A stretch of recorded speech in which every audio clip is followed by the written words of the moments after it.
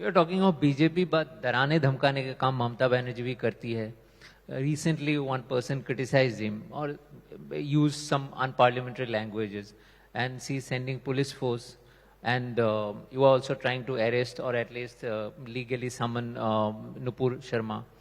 So it's the same thing both parties are doing. How do you differentiate it? There's difference between the two cases. As far as freedom of expression is concerned, I don't know if I'm an outlier, but I do believe that we have the freedom to criticize.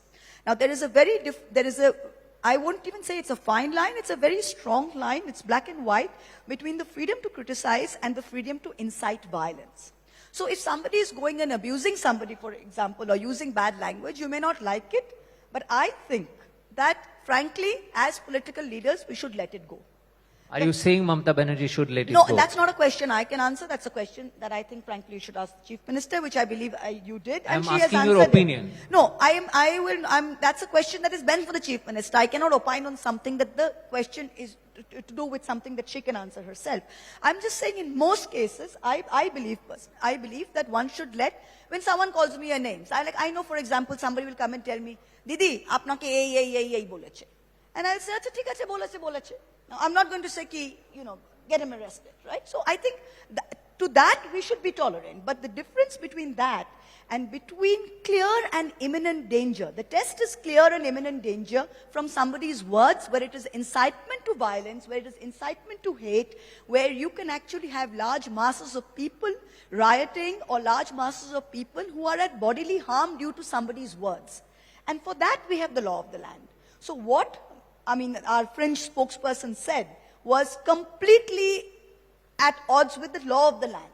Like yesterday, Vinda Grover said in court, and I would like to bring that out, I think all of us should know the difference. She said, we are not talking about the hurting my sentiments code, we're talking about the Indian Penal Code. There's a lot of things that we can say that can hurt my sentiments, but they may not necessarily be illegal. So let us try and stick to what the Indian Penal Code is and not this hurt my sentiments code. Now, some people may get hurt by sentiments by, I'm not eating vegetarian food and I'm drinking whiskey. But I may be a Kaali worshipper where I go to Tarapit and I'm giving Ma Tara whiskey and I'm giving her mangsha jhol. So where does one draw the line?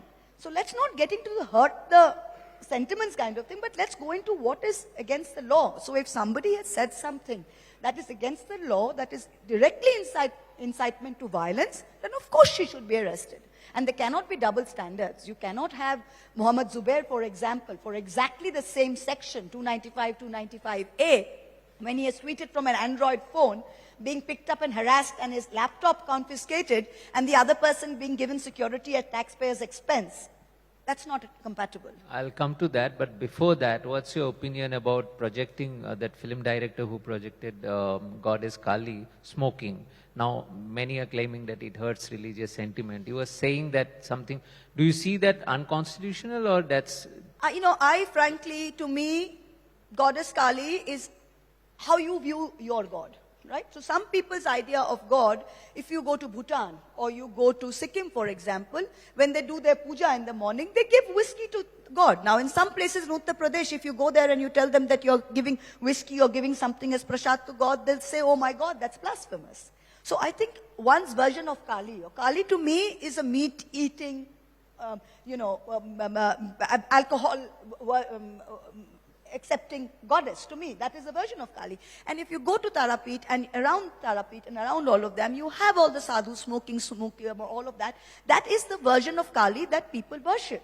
So I think within Hinduism, being a Kaali worshipper, have the freedom to imagine my Kaali in that way. That is my freedom. And I don't think anyone's sentiments in that way should be hurt by that. I don't think that. I have the freedom to do it as much as you have the freedom to worship your God as a vegetarian, white cloth wearing. So you have absolutely no problem with someone projecting? I have absolutely no problem. I do think religion should remain in the personal ambit, and as long as I am not interfering in your space, I think we should be allowed that. But then someone can claim that Nupur Sharma had her own interpretation of another God. No, that's not another God. She can have an interpretation of another God, but what she's saying is factually, I don't want to repeat what she said. We all know what she said. But that is virtually, that's like coming to you or me and saying, oh, your father, or coming to say that, oh, 500, say 50 or 75 years ago, a lot of people got married to girls who were 13 or 14, or maybe in her own family somebody has done that. Is that someone going to say, so-and-so is a child rapist? Will you accept that? Is that not against? So, there are lines. And in this case, I think the line was very straight. That is not the same as to say that you're being anti-Hindu when you say something against Kaali, and you're being pro-Muslim because you do that. I don't think that's the same.